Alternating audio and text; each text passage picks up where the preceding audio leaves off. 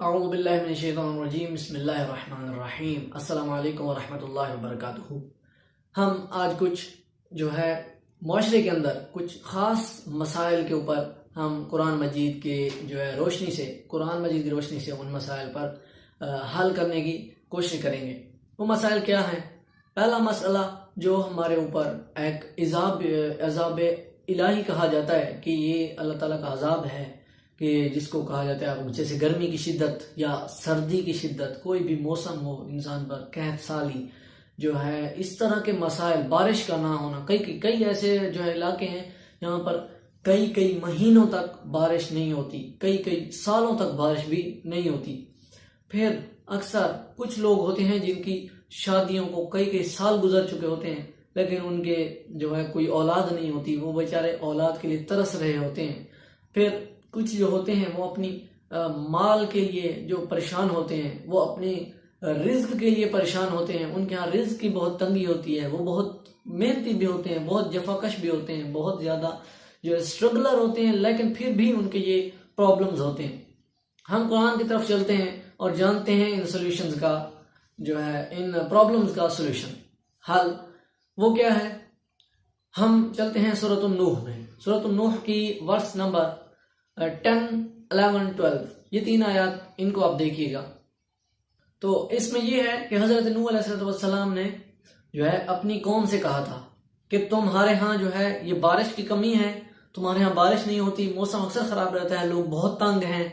دوسری بات یہ ہے کہ جہاں مال کی کمی ہے، رزق کی کمی ہوگی، اگر تمہارے ہاں بچے پیدا نہیں ہو رہے، تمہارے ہاں بیٹوں کی کمی ہے، تم لوگ مال کے لیے، اولاد کے لیے دعائیں کر رہے ہو، تم اولاد کے خواہش مند ہو، تو اپنے جھوٹے خداؤں سے آپ پکار رہے ہیں۔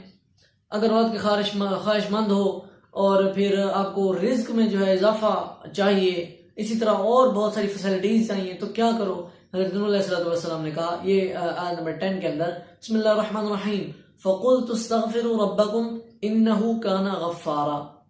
پھر اگلی آیت میں يُرْسِلِ السَّمَاءَ عَلَيْكُمْ مِدْرَارًا، پھر اس سے اگلی آیت میں وَيُمْدِدْكُمْ بِأَمْوَالٍ وَبَنِينَ وَيَجْعَلْ لَكُمْ جَنَّاتٍ وَيَجْعَلْ لَكُمْ أَنْهَارًا۔ اب ان 3 آیات میں ہوا کیا؟ حضرت نوح علیہ السلام نے ان کو کہا کہ تم اللہ تعالیٰ سے، اپنے رب سے استغفار کرو، مغفرت طلب کرو، اپنے گناہوں سے معافی مانگو، انہ کان غفارا، وہ بہت بڑا غفور ہے، وہ آپ کی غلطیوں کو معاف کر سکتا ہے، بڑی چھوٹی، وہ بہت بڑا غفور ہے، معاف کرنے والا ہے، بہت بڑا معاف کرنے والا ہے۔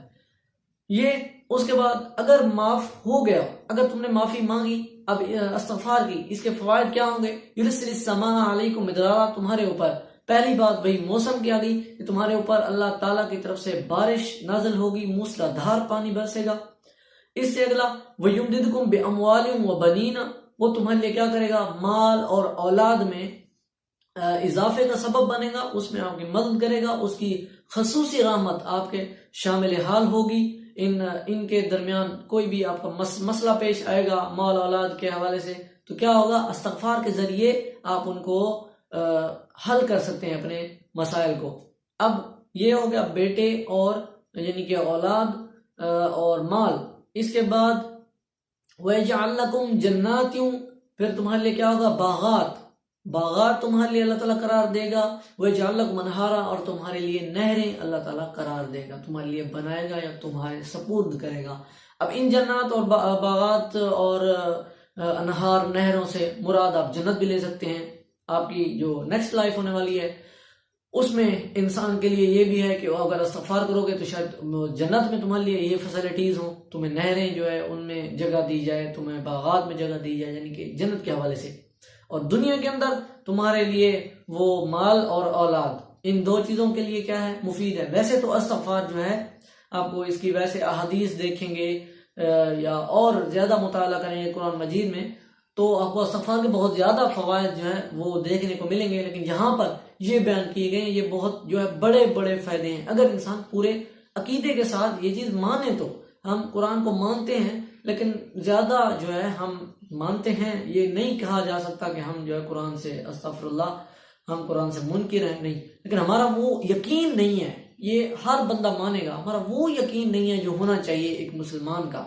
وہ یہ کہ بس میں ابھی یہ مانگ رہا ہوں تو اللہ تعالیٰ سے مجھے کوئی یہ ایسی امید نہیں ہے کہ اگر وہ چیز میرے حق میں ہے اور اللہ تعالیٰ مجھے نہ دے، یہ چیز نہیں ہو سکتی۔ تو انسان اگر استغفار کریں پورے عقیدے یقین سے کریں، بلیو سے کریں، تو ضروری آپ کا جو ہے وہ مسئلہ حل ہو جائے گا انشاءاللہ۔ اسی پیغام سے میں آپ سے جو ہے رخصت چاہوں گا۔ انشاءاللہ نیکسٹ ویڈیو میں ملاقات ہوگی۔ والسلام علیکم ورحمۃ اللہ وبرکاتہ۔